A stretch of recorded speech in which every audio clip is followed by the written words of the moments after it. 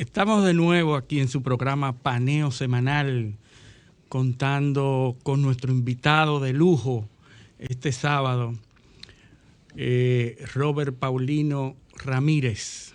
Es un médico, virólogo, investigador y especialista en medicina tropical y enfermedades infecciosas.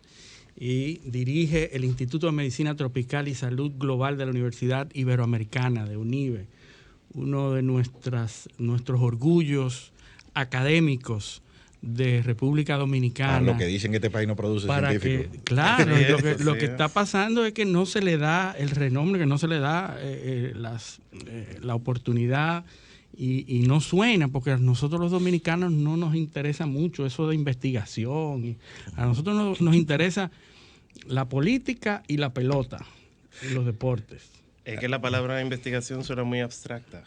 Eso entonces, es. Investigador es el DNI. Compleja de principio. Un colega me dijo una vez, me dice, aquí lo que deben escribir más libros con formularios y de cosas de proceso para uno ver los modelos. Sí, Pero en vez de estarse escribiendo tanta teoría, un abogado. Oye, eso.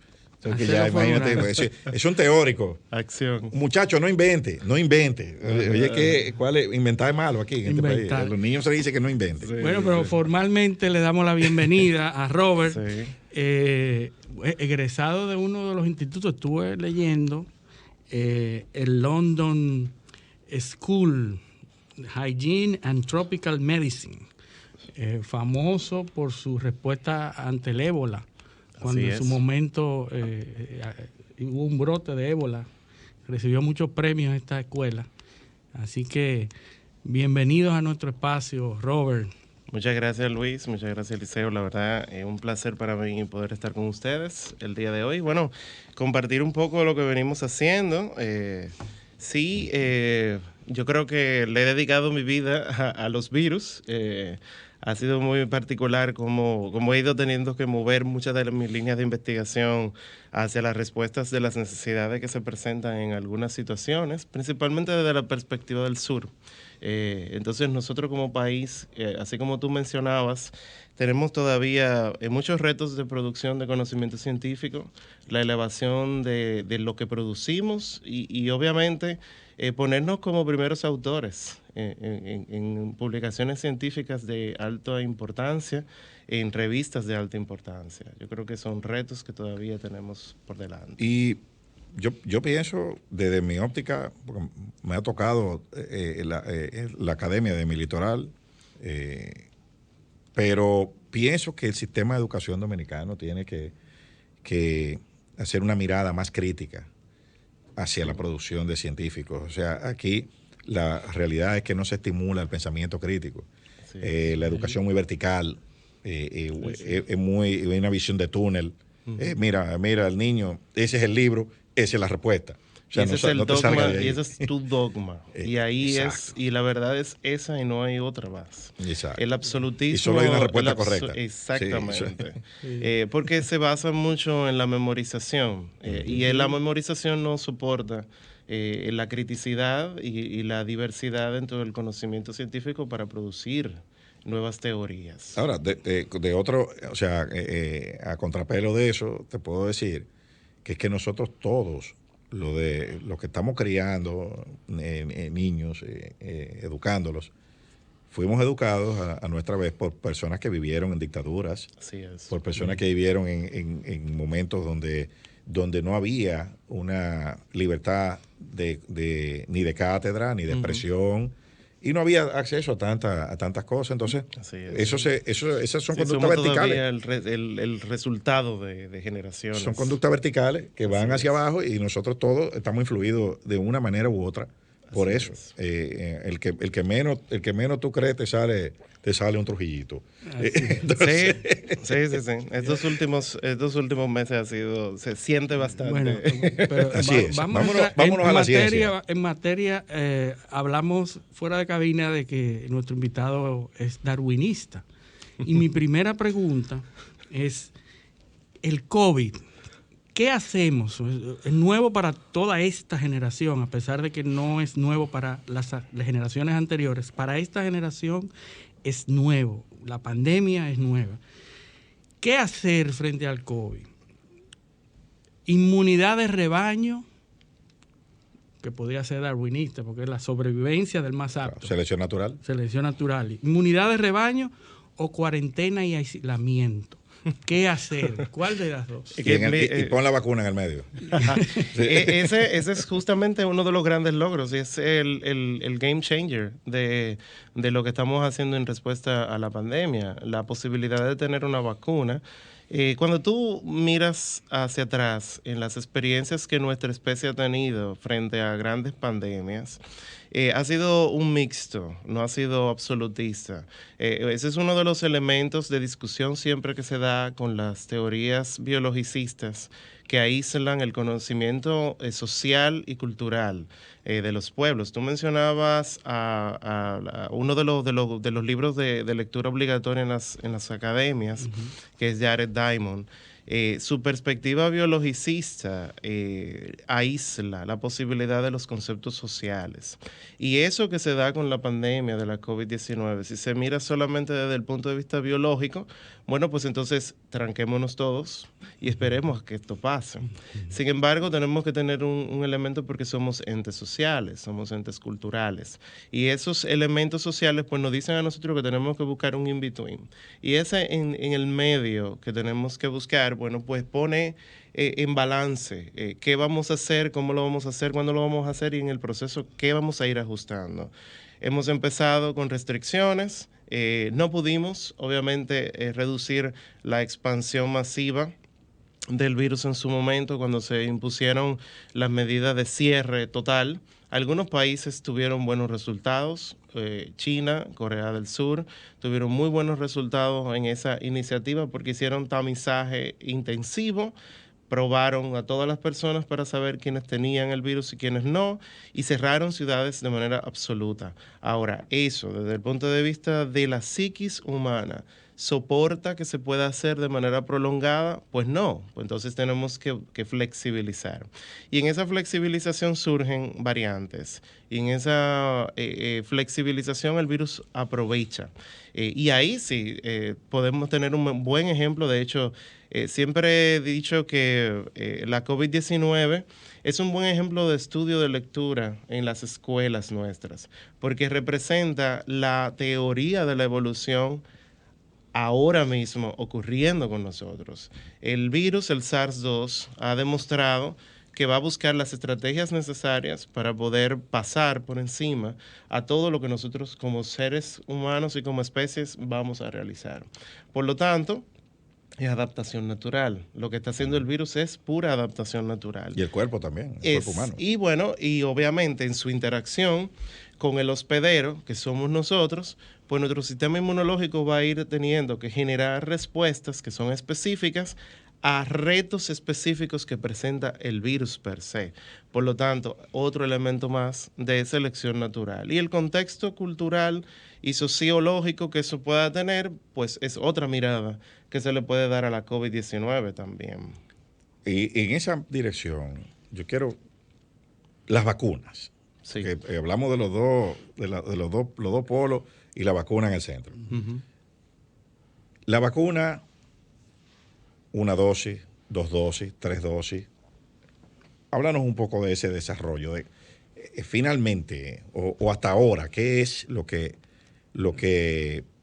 más recomendable científicamente? Bueno, hay que hablar de las modalidades en las que se están presentando las vacunas. No, pero yo voy para allá ahora. Mensajero. Yo voy primero voy para lo que la gente entiende y después vamos para lo complicado. Bueno, ¿qué debemos hacer? Vacunar, ¿no? Sí, lógico, sí, eso estamos claros. Esa es la respuesta corta. Pero ¿cómo? ¿Cuándo? ¿Cuántas veces? Esa es la respuesta corta.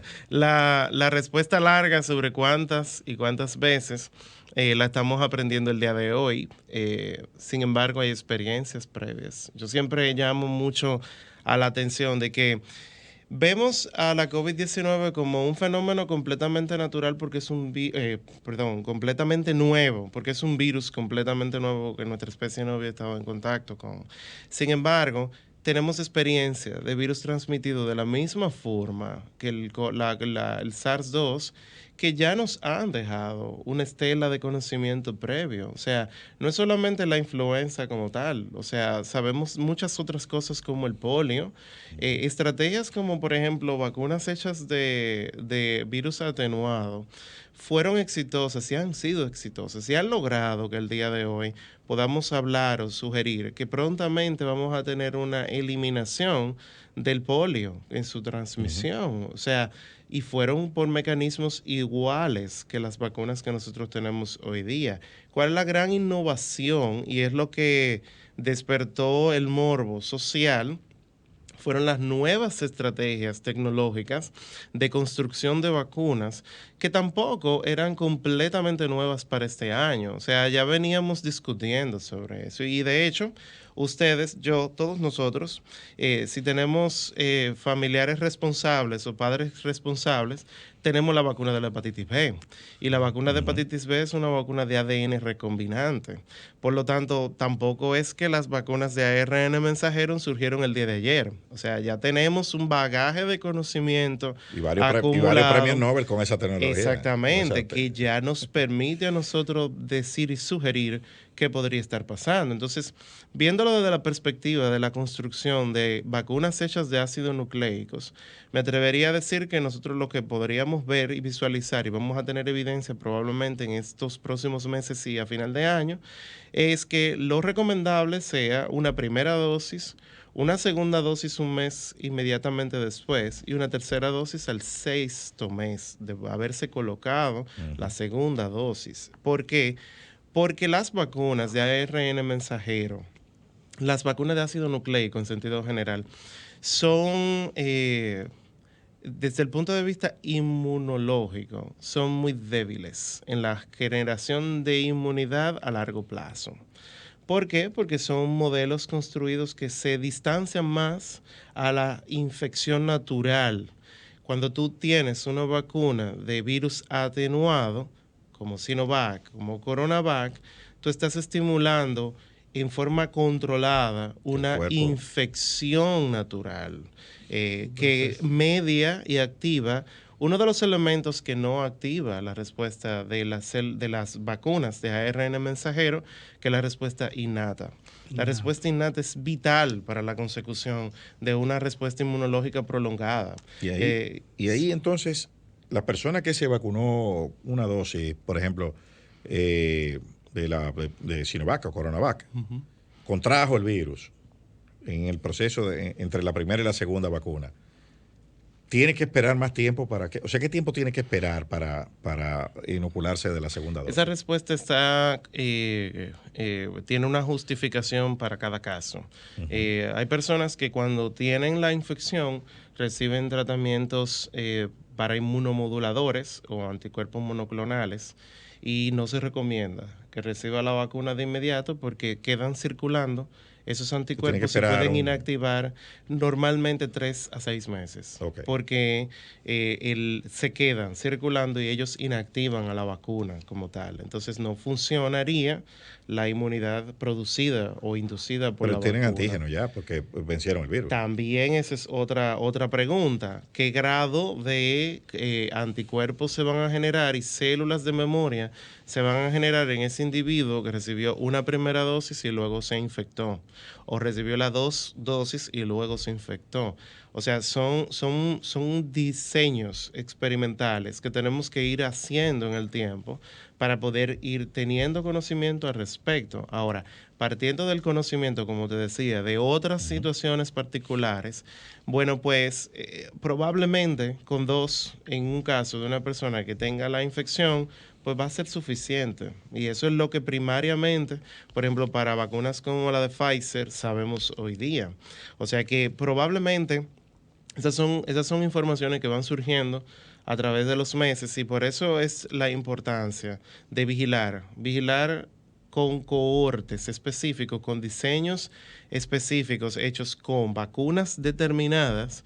Nosotros tenemos, República Dominicana y Chile tienen una gran ventaja, es que pueden dar información pertinente y actualizada de las estrategias de vacunación con Sinovac, porque están vacunando primariamente con Sinovac. Por lo tanto, tenemos mucha información que puede ser analizada. Ahora, tenemos que diseñarlo. Tenemos que hacer controles porque no es solamente yo me levanto un día y le tomo las pruebas de anticuerpos, la cual aprovecho para recordar que no sirven para nada en el caso de la vacuna. Sí, a propósito de un caso, porque es muy interesante y me lo mandan a cada rato. Lo que habían olvidado que no servían para nada. No me digas, no me mandes eso, por favor, ya lo gastaste. Qué bueno, qué bueno que lo hiciste, pero la verdad eso no sirve para nada. Entonces, la medición de anticuerpos en una comunidad no necesariamente te dice a ti que la vacuna es exitosa o no. Yeah. Y eso es importante. ¿Qué te dice la medición de anticuerpos? Porque alguna información arroja. O sea, ¿qué tipo de información? Arrojaba información antes de que tuviésemos vacuna disponible. Ajá, ok. ¿Por qué? Porque los anticuerpos que se miden en las pruebas de laboratorio comercial pueden ser inducidos por la infección o pueden ser inducidos por la vacuna. Por lo tanto, si el 85% de la población que se infecta con SARS-2 no desarrolla síntomas o desarrolla síntomas muy leves. Por lo tanto, el 85% de esas personas, el rango de error analítico para eso es 85%. Sí, claro. O sea, usted se hace una prueba hoy día para saber si tiene anticuerpos o no, usted tiene un 85% de probabilidad de que eso sea mentira. Increíble. Es interesante lo que se está dando el día de hoy con la desinformación. Es un fenómeno que es muy difícil de controlar, dadas las condiciones de las nuevas plataformas de comunicación que hemos estado hablando todo el tiempo. ¿A quién creerle realmente? ¿Cuál es la fuente verídica de información confiable? Porque hace unos días salió un estudio donde Pfizer dice que ellos han encontrado que la tercera dosis es efectiva. Y lo primero que le sale a uno es decir, bueno, pero es Pfizer que lo está diciendo. Uh-huh. Ellos sí le conviene. Ellos nunca van a decir que la tercera dosis no le va a funcionar. Entonces ahí viene el tema de que ¿quién está diciéndolo? A veces uno no sigue directamente al CDC de Atlanta porque no tiene... muchas veces la información que está ahí es irreconocible. O sea, el ciudadano común no va a entender eso. Pero, ¿qué es lo que hay hoy día con respecto a la tercera dosis? ¿Es más conveniente de la misma casa, del mismo tipo de vacuna, o es conveniente cambiar de tipo? Si me puse Sinovac, ahora me pongo Pfizer. Si me pongo una de Pfizer, o si me pongo dos. O sea, hay una confusión en la población con respecto a esto.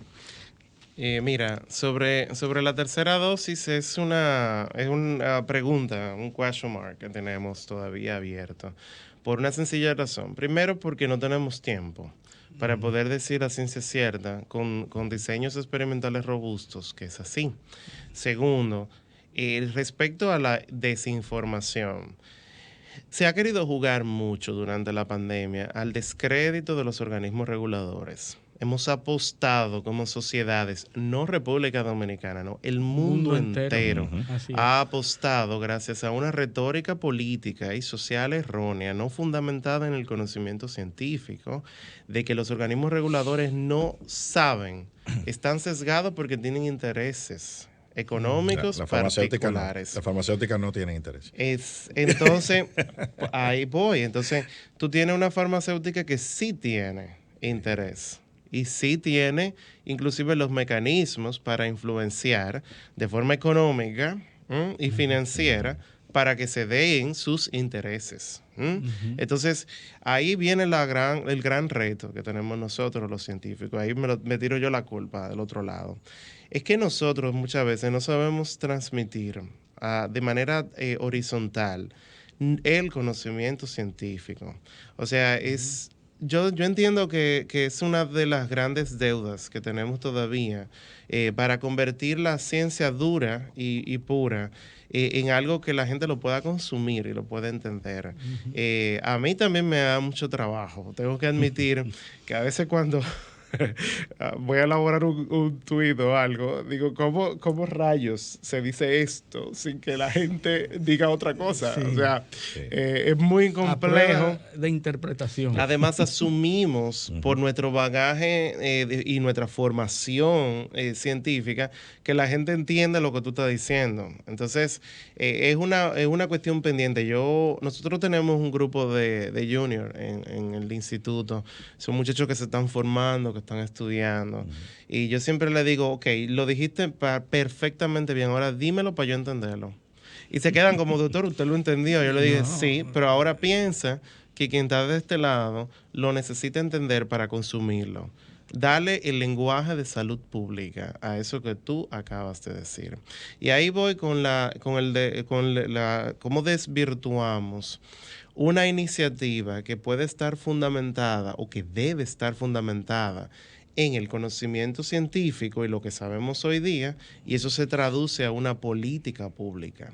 No es lo mismo yo decir que yo sugiero o que yo entiendo por un hallazgo experimental que una tercera dosis puede ser potencialmente mejor si la ponemos al mes, a la semana, a los 6 meses, al año, que yo decir, tenemos un grupo de hallazgos, de ensayos controlados, en el que medimos la inmunogenicidad inducida por una tercera dosis en un grupo de personas a los 6 meses. Y ahí se para y bebe al agua, año. Está leyendo eso. Exactamente. Al año o a los 8 meses.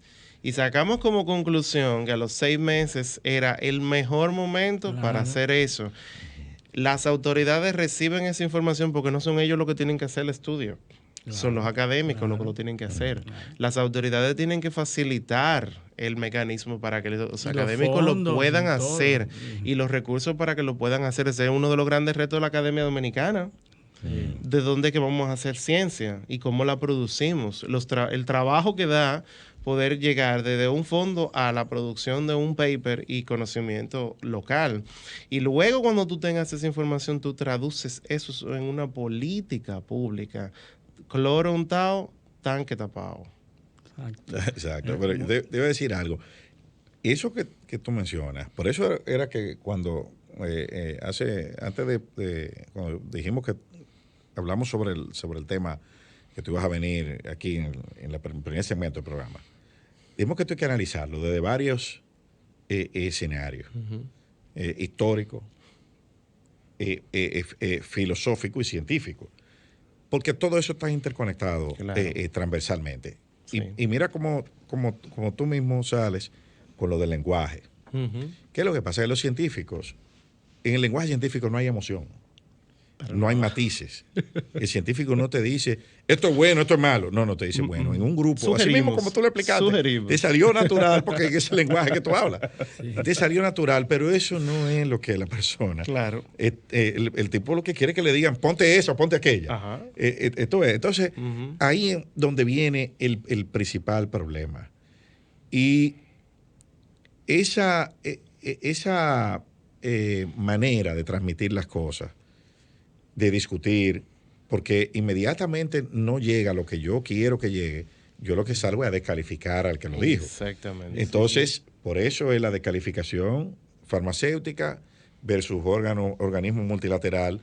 Organismo multilateral, no, fíjate que el lenguaje del organismo multilateral no es descalificar a la farmacéutica, es espérense, esto hay que estudiarlo. Exactamente. ¿Entiendes? El de la farmacéutica es decir que aquel no sirve.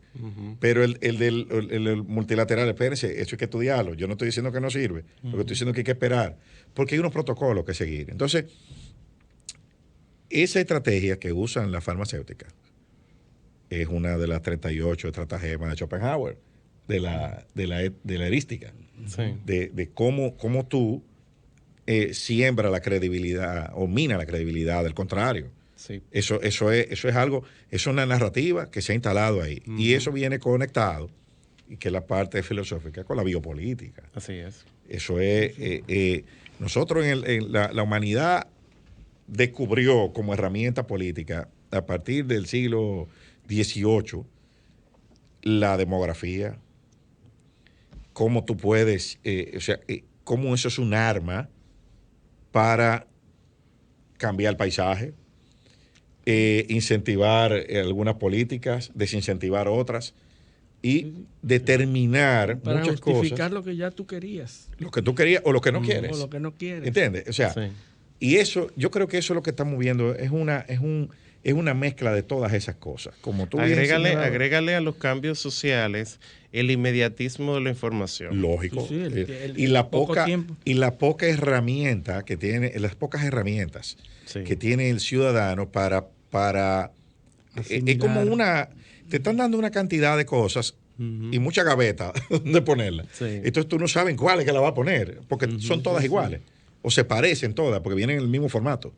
Sí. Entonces son cajitas blancas. Tú tienes que ponerla donde te parezca. Y tú no tienes la herramienta para clasificar este más grande, este más chiquito, estaba aquí, estaba allí. Ahí es donde el liderazgo hace una función vital para la sociedad, donde Claro. yo digo, mira, yo no lo entiendo, pero Robert, que sí sabe, que hable Robert, No, porque que me diga, entonces Robert, estamos usándolo de ejemplo, Sí, que no es el caso. Sí, muy bien. No, pero es que Robert es del partido azul. Sí. Ah, Y entonces él lo que Ajá. quiere es que Sí, a nosotros sí, nos vaya sí. mal. Ajá, sí. Y eso es mentira. Ajá. Porque Robert tenía un tío Ujú. que era de Asua. Sí. Y entonces allá en Asua, La narrativa. porque es así, tú La sabes. narrativa. Y era Este- alcalde pedáneo. Sí, ¿eh? sí. Es Sí, entonces, como cuando tú le preguntas, dime de Robert. Bueno, lo único que te voy a decir es que un tío abuelo de él cayó preso en una redada por ladrón con otro hijo. No te voy a decir más nada. O sea, ya todo eso es una destrucción de cualquier reputación en este país. Pero Así eso, es. mira, eso es parte de la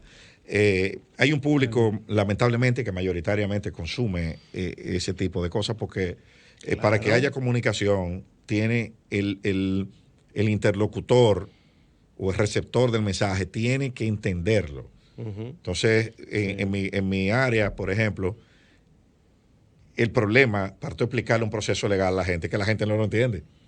Y por eso es que yo uso mucho ese ejemplo del profesor Néstor Pedro Sagüez, que decía, o dice, los ingleses hablan inglés, los franceses francés, los abogados legales.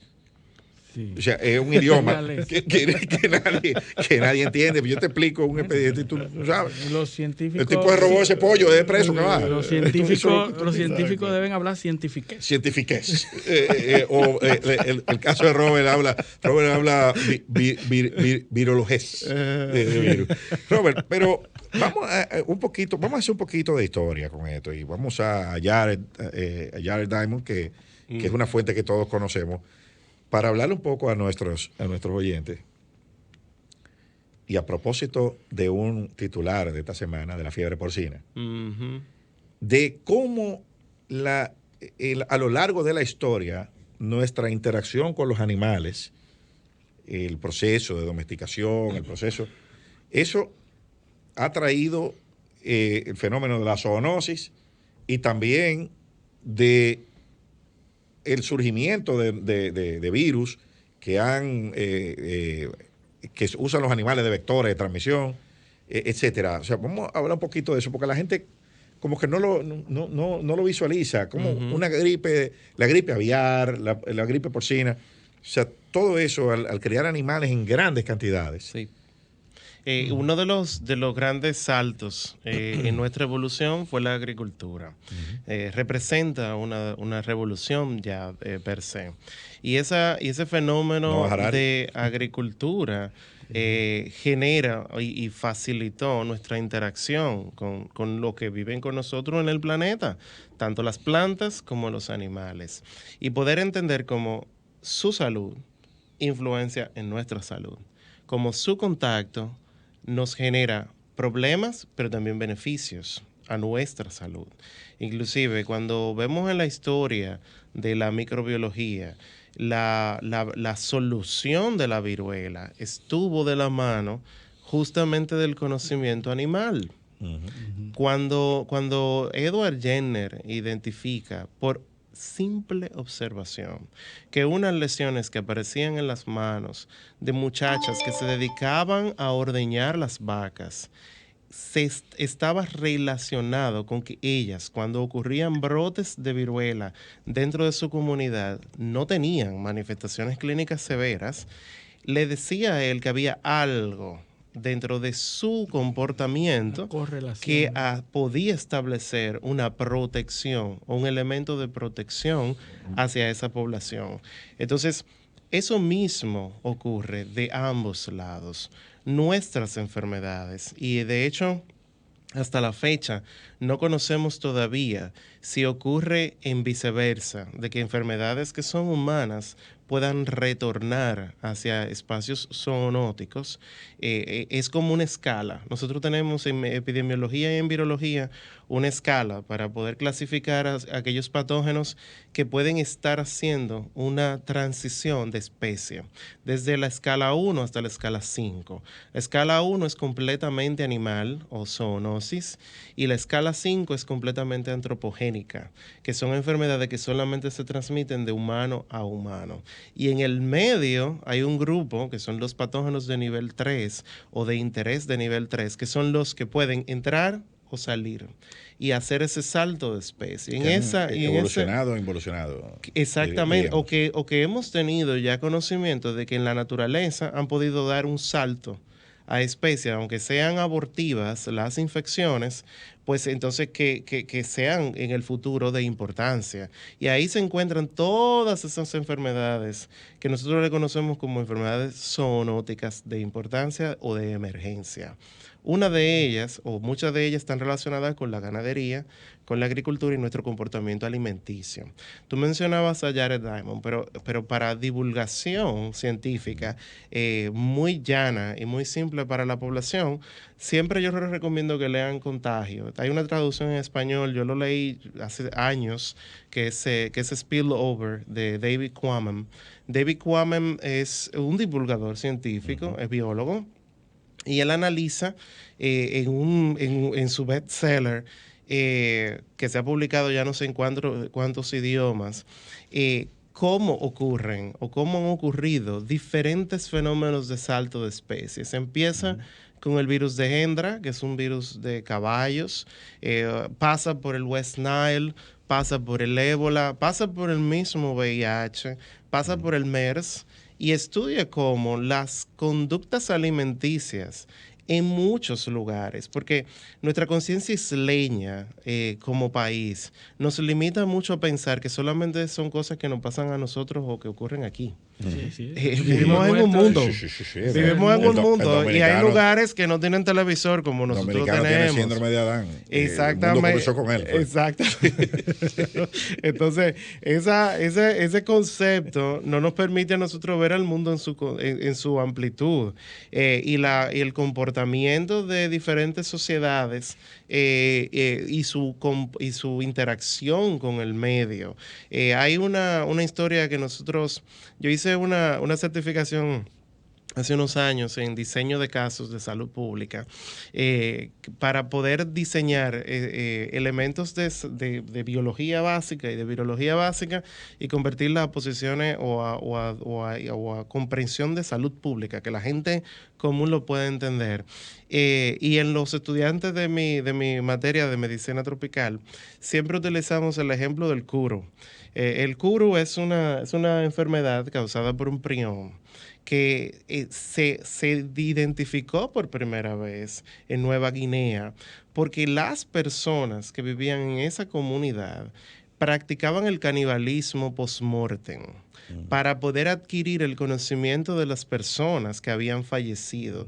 Su percepción y su comprensión de la transmisión del conocimiento estaba relacionada con el cuerpo, no con la narrativa que le transmitía a las siguientes generaciones. Yo creía que comiendo el cerebro de esas personas, entonces, iba una alteración. Los priones no son virus, no son bacterias, son un algo que todavía no podemos caracterizar muy bien dentro de la escala evolutiva, pero son pura proteína.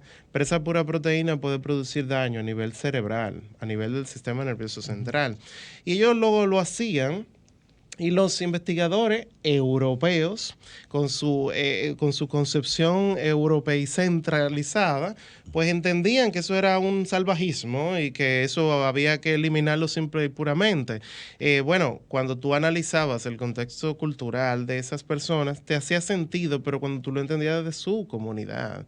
Ahora, ¿cómo yo soluciono ese problema? ¿Cómo yo cambio a esa comunidad desde su propia perspectiva para que entienda que el hacer solamente eso, no el ritual, el hacerle el adiós y despedirnos, no te coma el cerebro. ¿Cómo yo logro que eso llegue hasta ahí? Es convertir la ciencia dura y pura en algo comestible. Entonces yo creo que vamos aprendiendo mucho en nuestra interacción con nuestro medio ambiente. Hay un concepto ya diseñado, se llama el concepto de una salud o One Health, que se estudia ya en las universidades. Tú puedes hacer un máster en One Health, de hecho, que te permite conocer aspectos zoológicos o animales, aspectos de la salud humana y la salud pública, y unifica el contexto global. ¿Por qué? Porque lo que estamos viendo hoy día es que nuestra interacción con nuestro medio ambiente va a seguir cambiando y va a seguir facilitando que surjan nuevos patógenos. El monkeypox o viruela del mono es un buen ejemplo.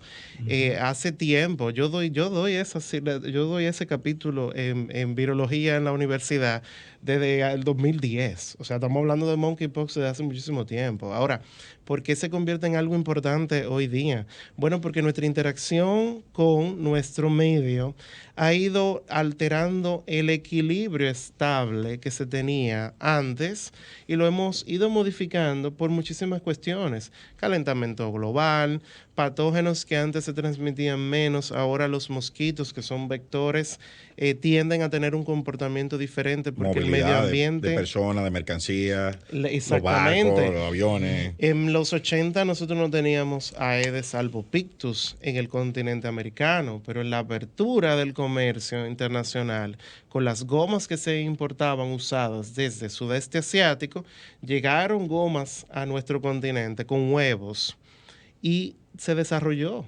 Simple y llanamente aprovechó que el clima en el sur de los Estados Unidos estaba cambiando y era un lugar susceptible para que con una gotita de agua ese huevo eclosionara y saliera un mosquito que fuera capaz de transmitir a West Nile, a la fiebre del oeste del Nilo, al Zika, al dengue, a la chikungunya y muchísimas otras cosas más. Entonces, es que somos parte de un es el asesino más eficiente es el mosquito. Sí. Pues transmite una cantidad históricamente ha cambiado la historia de la humanidad. Claro, el mosquito fue lo que posibilitó la independencia de Haití. La fiebre amarilla, la independencia de Haití, claro, la restauración, sí, claro que pues se la debemos al mosquito. Hay un documento que habla de que hay un caso de viruela del mono en el país. ¿Eso es cierto? O sospechoso. Es sospechoso porque tiene manifestaciones clínicas sugestivas es que la fiebre, la viruela del mono o monkeypox es muy llamativo. Tiene erupciones que son muy similares a la viruela de antaño. ¿Es mortal? No. Tiene muy alta morbilidad. Morbilidad significa que la gente tiende a estar en la casa por mucho tiempo. Disability, que es uno de los elementos que utilizamos. ¿Cuánto tiempo, más o menos? 15 a 20 días. Casi como el COVID. Exactamente. Entonces, y además tiene una tasa de contagio muy alta. Sí, es muy contagioso. Es como el molusco contagioso, que es otra. O sea, pertenece a la misma familia también de la viruela. Y nosotros casi no nos preocupamos porque aparecen niños. Es muy frecuente en niños. Aparece en etapa escolar, por lo general. Y los grupos vulnerables, como hipertensos, diabéticos, ¿pueden complicarse con esta viruela? Podrían por la cascada inflamatoria. Inclusive la obesidad también. Son elementos de que aumentan la morbilidad. Tenemos que irnos a una pausa, pero cuando volvamos vamos a hablar de una que está en boga, que es la fiebre porcina, porque el lechón de Navidad, a la gente hay que aclararle ese tema que viene por ahí. Pero vamos a la pausa. Esto es Paneo Semanal, no le cambien.